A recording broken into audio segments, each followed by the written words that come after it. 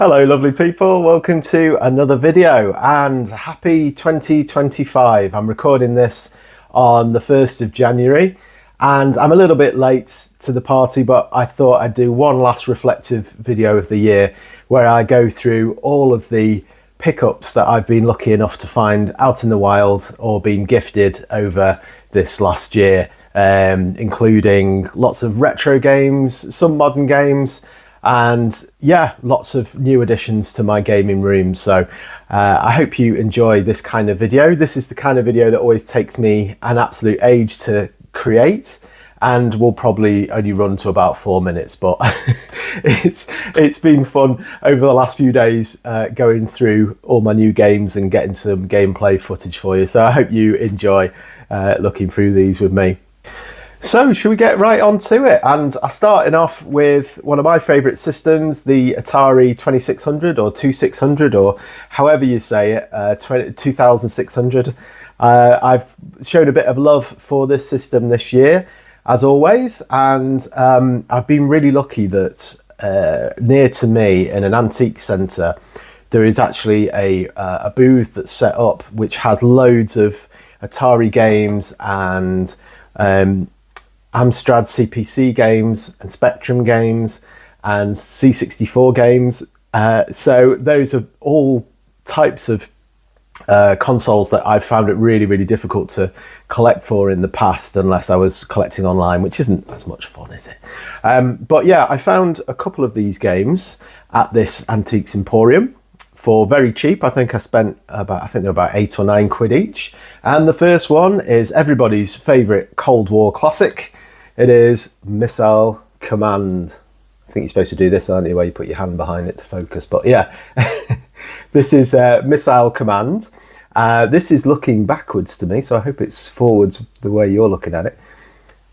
But yeah, one of my favourite games on the Atari, for sure.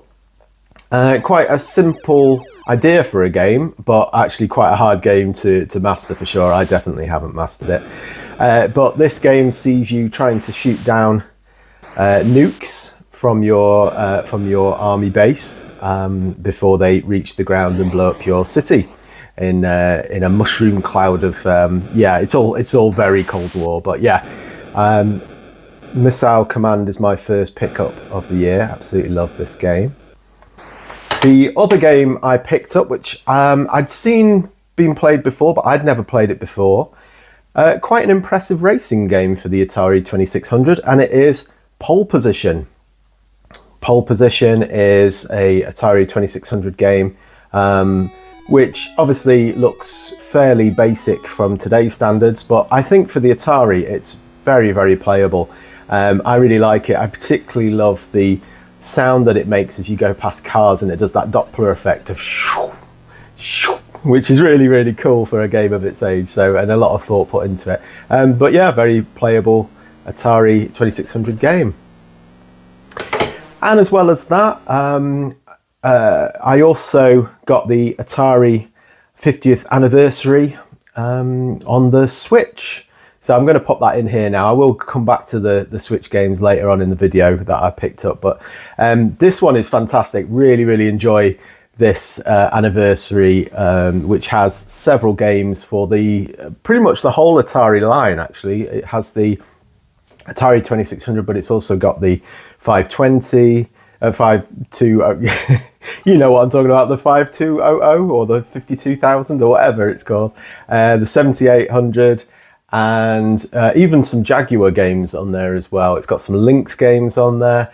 And what I particularly love about the, let me show it you actually, the Atari 50th anniversary edition. What I love about this is how much love, care and compassion they've put into this, because it features some interviews with the people who helped to get the name of the Atari out there in the first place, the real founders of the games and the games consoles. And it's a real labour of love, showing the history of the company as well as the games. So yes, you can play all the games, and they've even remastered and remade some of the games on there for a modern audience. But it's what I found really nice as well was that it's an archive, it's a real archive of the history of computer games, one of the most important computer games companies of the last 50 years. So that's Atari. Next up we have the NES, and the major thing I did for the NES this year was I bought the Retron 1 AV, which is the composite version of the NES clone from Retron. Retron makes some really good systems that you can play all your old games cartridges in, and this one is for the NES. They make a HD version of this as well, but what I was really looking for was something to help me play a lot of my NES cartridges, because mine has it's a bit temperamental with the red lights, blinking light of death. So I bought this one as a bit of a top loader. I fancied getting a top loader actually, but they're pretty expensive online, so I went for a modern clone equivalent, and I've been very impressed since. It can play with some of my multi-cart games as well, which is nice. I didn't think that would work. So yeah, so it opens up the library a lot more to me. And the biggest thing I got for the NES cartridge game-wise this year this is probably my favourite looking of all my pickups this year, Zelda 2, The Adventure of Link. Check this out. I'm glad it's sunny today, so I can show you the shine on this. But yeah, I picked this up in Stoke-on-Trent on one of my retro gaming hunting trips, and absolutely love this. I'd love to get the first one as well if I can, but yeah, I absolutely adore this this original gold cartridge. I'm easily impressed, I know, but yeah, absolutely love that. Any Zelda fan will know that it's not one of the most liked of games, but I have to admit, I played some of it for the gameplay for this video, and didn't want to put it down. I've got so much gameplay of this game because I actually just wanted to carry on with it. I didn't want to just get little bits of it. I was enjoying myself. So it is an enjoyable game. It's ridiculously difficult. I think I've only managed to complete it on the Switch version, which has got all the easier settings that you can put on, and all the save states and all that kind of thing. But yeah, Link 2, it's Link 2, Zelda 2, Link's Adventures. Is it Adventure or Adventures? It's The Adventure of Link, just the one. It took some huge risks with the franchise after the first one, doing the side-scrolling and the HP points and the magic and all that kind of thing. But yeah, it's got itself a bad rep, has Zelda 2, and I personally, although it's definitely not the top 5 of my Zelda list, it's a lot better than you remember, so maybe give that a go. But yeah, what a lovely cartridge. I love this. The other major retro pickup I got this year was the Master System. I've been wanting a Master System 1 since I played on my mate's probably in the early 90s, and I've always wanted one. There's something about the style of it. It's not always that popular, but I love it. I think there's something quite cool about it. It's like an 80s Ferrari or something to me. All those that red and black and that the angles on it and everything. So yeah, I got myself a Master System, and along with that, again, this was bought from a great retro shop in Stoke. I got a few games with it. So I got probably my favourite of the 3, which is the Lucky, how do you say this? The Lucky Dime Caper, starring Donald Duck. So if you've ever played any of the Mickey games on the Master System, you'll know that the Disney games are actually really good platformers, and this is no exception. The only thing that puts me off is, for some reason, and this is going to be a running thing, it's which says everything about my not being able to play games, and nothing about the games themselves. But I found it incredibly difficult. I think I've only got past the first stage once. Yeah, I'm terrible at this game, but I do enjoy playing it anyway. So this is starring Donald Duck, and it's a cracking platformer actually for the Master System. Definitely worth checking out if you have a Master System or anything that can play the games on it. The next one I got was Casino Games. This came with the Master System as well. And yet 3 casino games on this. It's pretty middle of the road kind of game, this, but it does have some fun games on it. It has some card games, so 3 different card games. Poker, I can't remember the other ones. I only played on the poker one so far. Is it Backgammon, I think is another one. Yeah, so it has a poker game on there. It has a slot machine, and it has a fairly good pinball table. Not one that I would say is one of the best pinball games I've ever played, but certainly playable. The physics are pretty good on it. And yeah, so I've played all of these casino games on the Master System, starting off my collection. And also starting off my collection, one that I am also terrible at, and this is Miracle Warriors RPG. Is it an RPG? I'm never quite sure how to say all the different genres, but I'm guessing it's an RPG. It's one of these role-playing games that you have to go across a fantasy land, picking up armor and equipment and things, and seeing off all the bad guys, all the enemies, all the various monsters. And yeah, I didn't enjoy this one as much as other Master System RPGs like Phantasy Star or that kind of thing, but I did enjoy it, and I do need to put a lot more effort into it, because I'm struggling to get through this one, but I am trying. I'm trying. And the other Master System thing that I got, which is a little bit of a cheat, but I picked up Alex Kidd, one of my favourite Master System games, on the Switch. I downloaded it on the Switch as one of the Sega Ages range.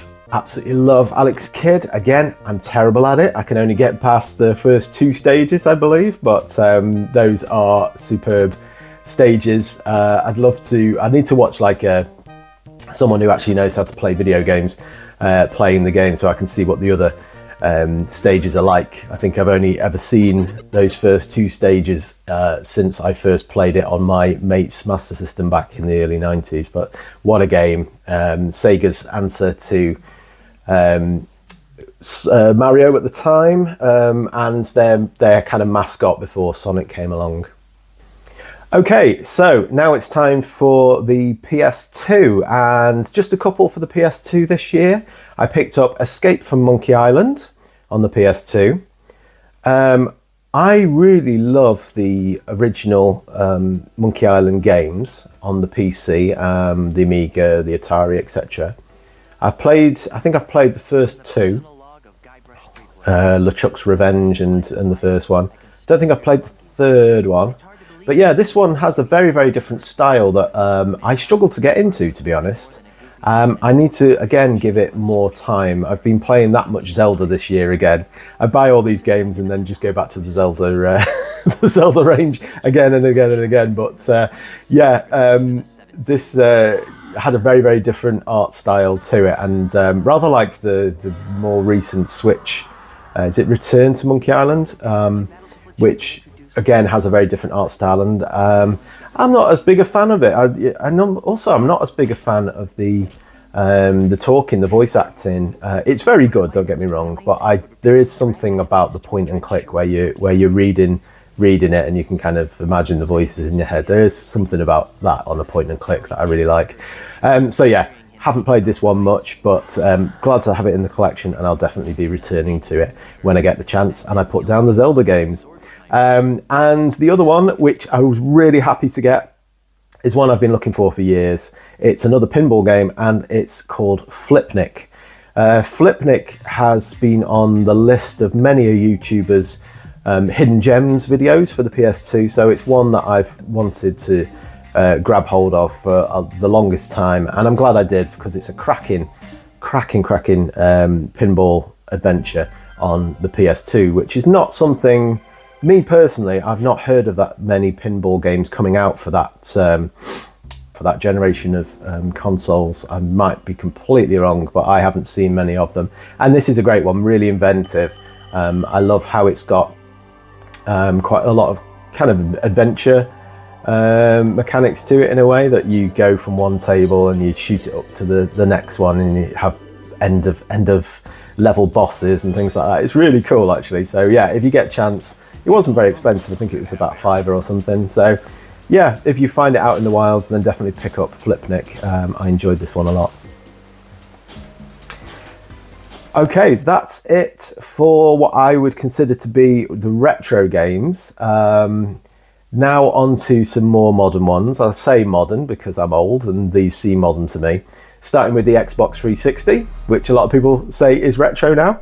The only game I picked up for the Xbox 360 this year is Oblivion, one of the Elder Scrolls games. And again, I suck at this. I absolutely suck at this. I like it a lot. But again, it makes me realize, why am I a gamer? Because I get so much motion sickness from a lot of these kind of games. And I played Oblivion for about an hour or two, and I got the biggest headache and nausea that I'd had in a long time. This is why I can't play any VR games or anything. It sucks. I need to get one of these. Have you seen those glasses you can get where they've got liquid in them? They make you look like an absolute idiot, but they apparently work for motion dizziness and things like that. But yeah, a lot of these games, this is why one of the reasons why I play so much on handheld games, because on a big telly or whatever, I do struggle sometimes with a lot of motion sickness, especially with this kind of game. But having said that, if you like Skyrim or that kind of game, no doubt you'll love Oblivion, which I think is the game that came out before Skyrim.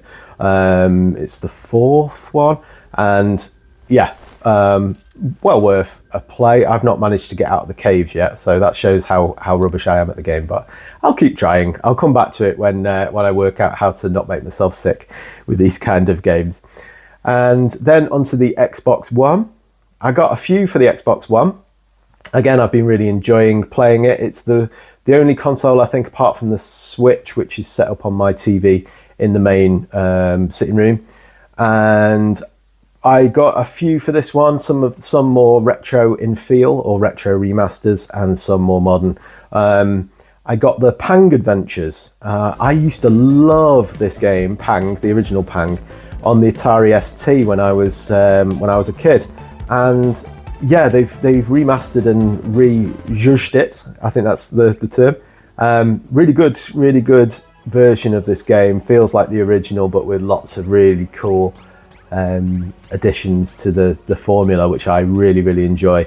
I need to find myself a friend at some point and play it with 2-player, because that looks like it would be fun as well. But yeah, Pang Adventures definitely worth downloading on the Xbox One. That was a download. And also Lego Harry Potter is the one game I've played this year with my wife. Really fun to play with too. And the Lego games, I've not always been as interested in the Lego games until more recently, when my godson Rupert is really into them, and he loves the Harry Potter games, so we play them a lot when I go around to his. He also likes the Jurassic Park one, I think, and the Star Wars one, which I got him for Christmas. I think he's enjoying that as well. So yeah, this is really fun, and a really relaxing puzzle. Reminds me a little bit of some of the 2D Zeldas in a way. It's got that kind of the puzzle element to it, as well as the action, and it's just nice as well. As I'm getting older and I'm getting more grumpy and stressed and all the rest of it, when I get back from work, I don't really want to play lots of games that you'll probably notice from a lot of these. They are quite cutesy, and I do like a good cutesy game, something that's going to chill me out, relax me, that isn't going to be too much of extra stress after a long day. Talking of after a long day, I think the sun is starting to go down. It's only about 3 o'clock here, but we're getting into that time of the year, aren't we, where we don't get much sunlight. So I might have to pop the light on in a bit, so that you can see my beautiful face, as I'm sure you need to. So on the Xbox One, I also got the Sega Mega Drive Classics, and yeah, this is an absolute must for any fans of the Mega Drive / Genesis if you're in the United States. It's got so many just absolutely essential games for the Mega Drive on it, including all first 3 Sonics, I think, first 3 Streets of Rage.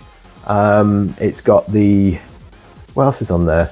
So many great games, like pretty much any of the big hitters that you can think of on the Mega Drive are on there. So yeah, if you haven't got it already, definitely download or get a hard copy of the Sega Mega Drive Classics. I've got it on the Xbox One.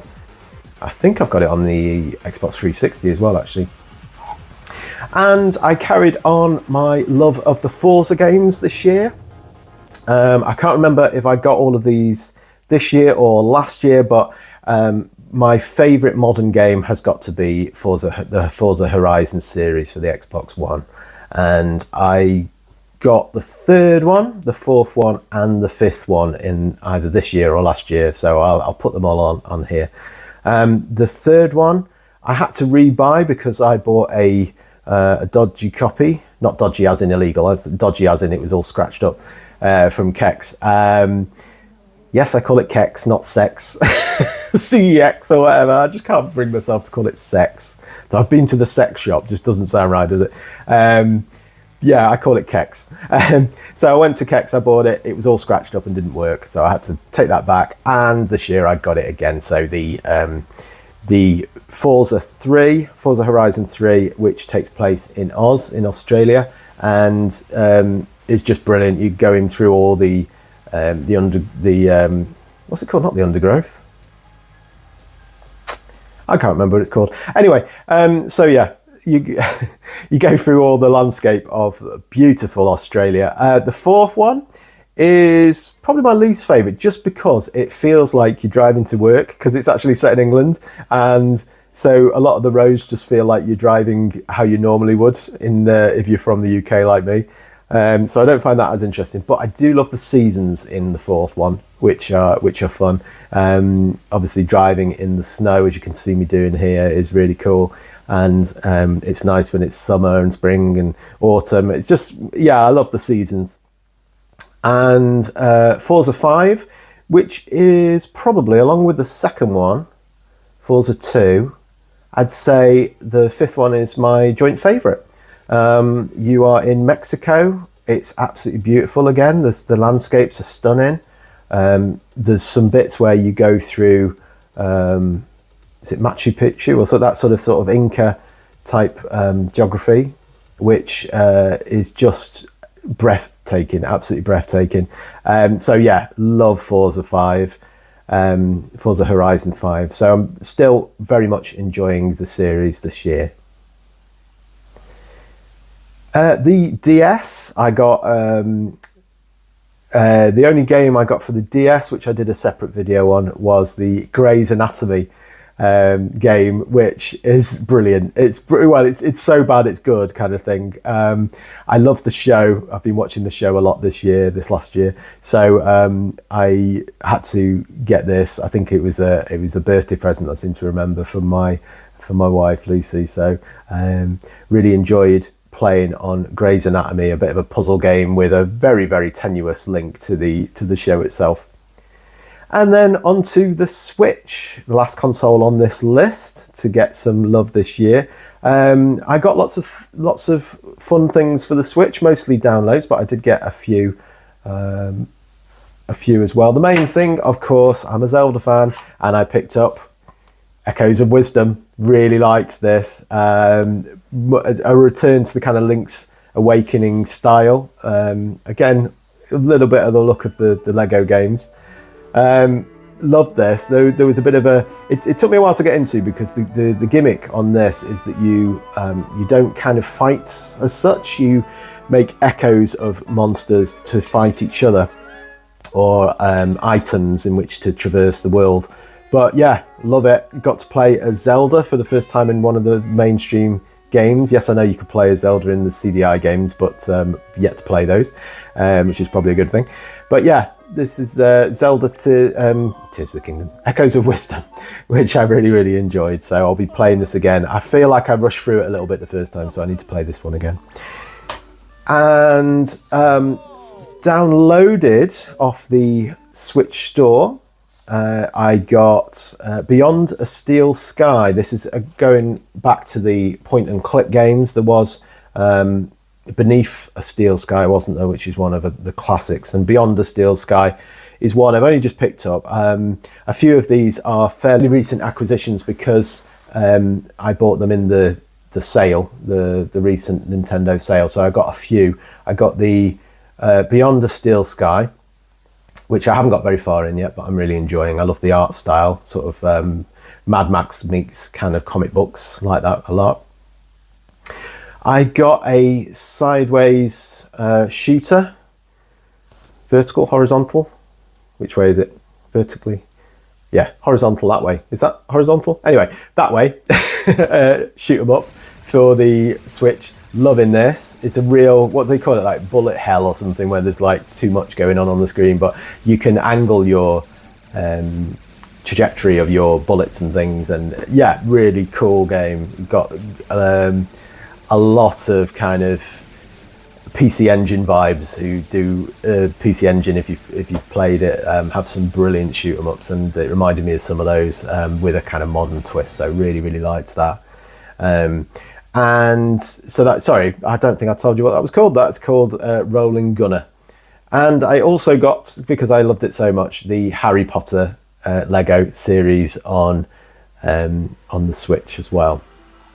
And yeah, I had to get both versions so that I could play one with my partner on the big screen and one by myself on the Switch. Okay, and then just to round up this video, because it's already nearly half an hour long, you've well done if you stuck with me this long. The kind of miscellaneous things I picked up, the really cool extra bits I picked up, some storage drawers from Aldi, which don't sound very exciting, but I really needed these for my my handheld games, and they fit perfectly in there. So I picked up this great storage drawer. I got this great Link amiibo. Been wanting this for years and years as well. The original Zelda Link. How cute is this? And I got, let me show you what every Zelda fan needs. I got this really nice Triforce jumper as well. I've been taking the Christmas decorations down, so I'm too warm to wear this at the moment. But yeah, this is the Triforce jumper. Definitely going to be wearing that later. And finally, I left the best till last. An anniversary present from my dear darling wife Lucy. This is what every Zelda fan needs. Check this out, see if I can zoom it in enough without it going blurred. It is that still blurred? Yeah, it is, isn't it? I'll try and get some footage. This is a Koroks in a jar. How cute is that? I absolutely love that. And any fan of Breath of the Wild or Tears of the Kingdom will no doubt recognise those elusive little fellas. Right then, so that is it for another year. I hope you enjoyed me sharing those pickups with you. Let me know what you'd like me to try and see if I can find in the wild over the next year, or this year that is now. This is getting very confusing. As always, thanks so much for supporting my channel over 2024. I've got loads of really exciting videos coming your way in 2025. Some great ideas, if I do say so myself. Looking forward to making them, and I hope you're looking forward to watching them. If you haven't already, make sure to subscribe below and give this video a like if you're feeling kind, or even share it with a friend who you think might enjoy it too. Have a fantastic 2025, and I'll see you again very soon. Take care.